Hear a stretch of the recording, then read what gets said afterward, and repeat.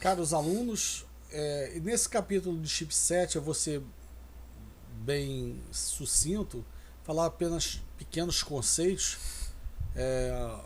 mesmo porque o que é chipset? Chipset é um conjunto de chips que tem a nobre missão de implementar um computador, como está aqui na página 178 o conceito, né? Então, cada chipset define um computador diferente. Você pode ter um computador com a mesma CPU, né? E aquele chipset serve para aquela CPU. Então, por exemplo, quando você lança um processador, você tem que lançar pelo menos um chipset para montar um computador com aquela CPU. E fica torcendo para os seus aliados, né, empresas aliadas, fabricarem chipsets para outros computadores, tá? Nós já vimos que o que é que vai definir um chipset? Aquelas arquiteturas A, B, C, D que a gente viu lá no capítulo 5, né? Aquilo, você tem um entendimento daquilo, você tem um entendimento do que faz aquele chipset específico, né? Tá bom? Então, por exemplo, aqui na figura 6.1, a gente já viu aqui uma típica arquitetura. E qual o chipset que vai se comunicar, vai implementar essa arquitetura? Ela é específico para aquele processador. Aqui um outro caso.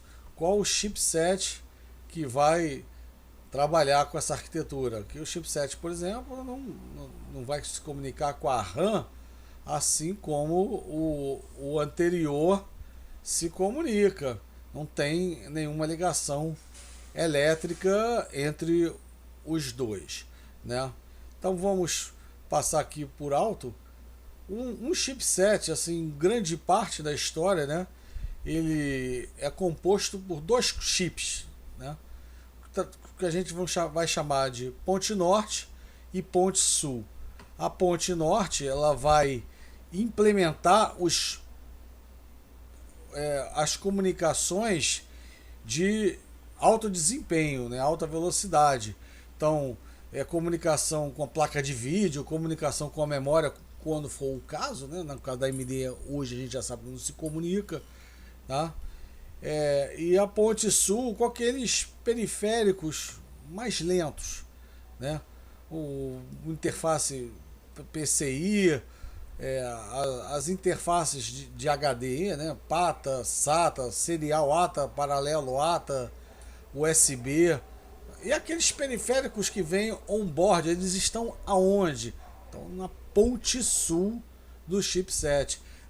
Um circuitinho de áudio, controle de teclado, de mouse que vem, controlador de interrupções, essas coisas lentas que não precisam de velocidade podem ser localizadas na ponte sul. Aqui nessa figura 6.3, eu só tiraria esse moderno aqui, tá? Esse moderno aqui foi herdado da última edição. Então, um típico exemplo aqui, você tem a memória se comunicando aqui, o ponte norte, a memória e o vídeo, e aqui PCI, USB, áudio, porta serial, controlador de disquete, aqui tá, pode-se dizer que moderno, né? Mouse, teclado e as interfaces de HD, que pode ser paralelo ou serial. Muitas das vezes a gente trabalha com SATA, né? Interface serial, porque o cabo é menor e por aí vai, tá? Na página 181 já está apresentado aí um exemplo aqui dos primeiros Athlon, né? O barramento FSB era de 200 ou 266. Então aqui as memórias que você podia ligar, né? Podia trabalhar com a GP de 4x para vídeo. E aqui os conexões que eram possíveis, né? Isso aqui é um computador de 15 anos atrás, tá? Mas era um computador que vendia bastante. Como é que você abriu no computador, né? Também uma placa já tem algum tempo, né? Você consegue identificar a ponte norte e a ponte sul. Então você tem aqui o socket para CPU, a ponte norte é a que está do lado da CPU, tá? É o chip que está do lado da CPU. O que está mais longe é a ponte sul, claro. você tem uma velocidade maior de comunicação, significa que o itinerário tem que ser menor do dado que vai trafegar entre um e outro. Aqui slots PCI de 5 volts, slots de 3,3 estão, não pegaram muito esse tipo de slot para placa de vídeo, aqui do lado, socket para memória, esse último aqui é socket para HD, tá?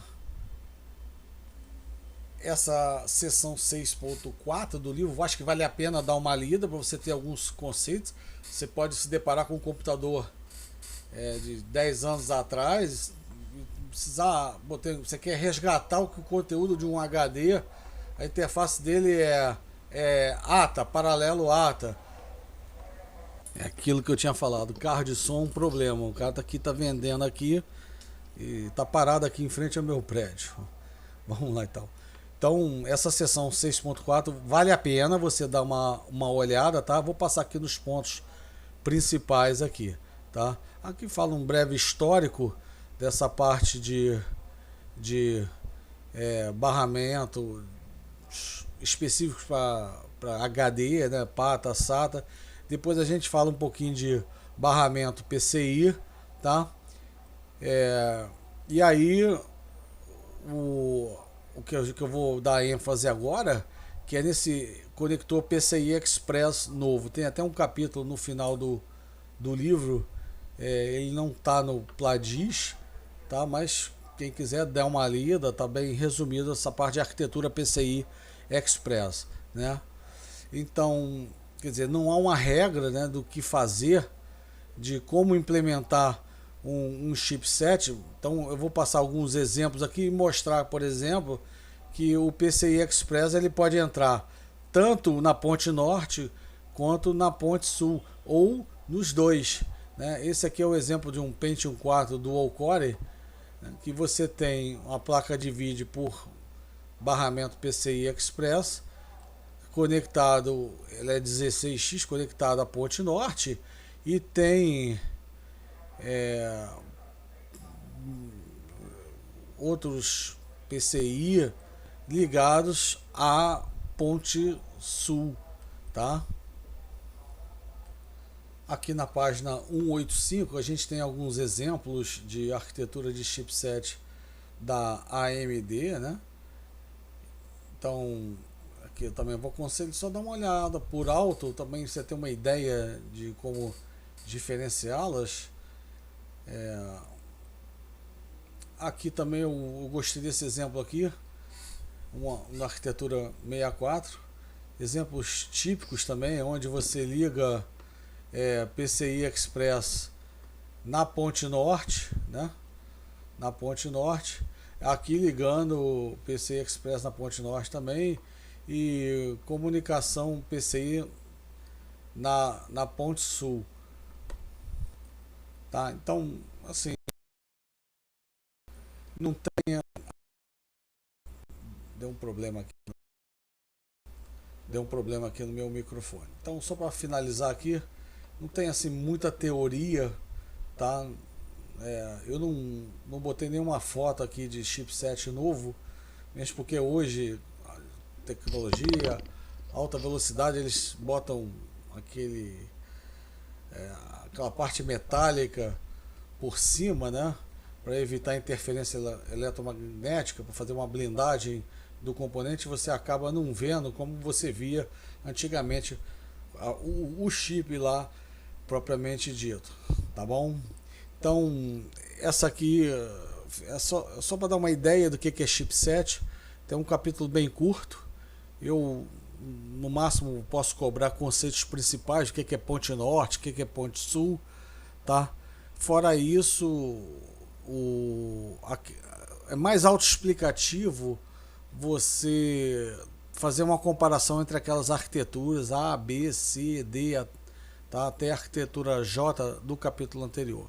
Então a gente fecha aqui essa semana. Semana aqui foi mais teórica, né? Não tem lista de exercícios nem no capítulo 5, nem no capítulo 6, tá bom? Então Então, a partir da semana que vem, a gente vai ver essa parte a gente já vai um pouco para hardware, vai sair de dentro da CPU, os capítulos 7 e 8. Quando a gente for ver periféricos de I/O e sistemas de interrupções. Tá? Depois a gente volta para dentro da CPU no capítulo 9. Então, um forte abraço. Semana que vem eu posto os vídeos do capítulo 7.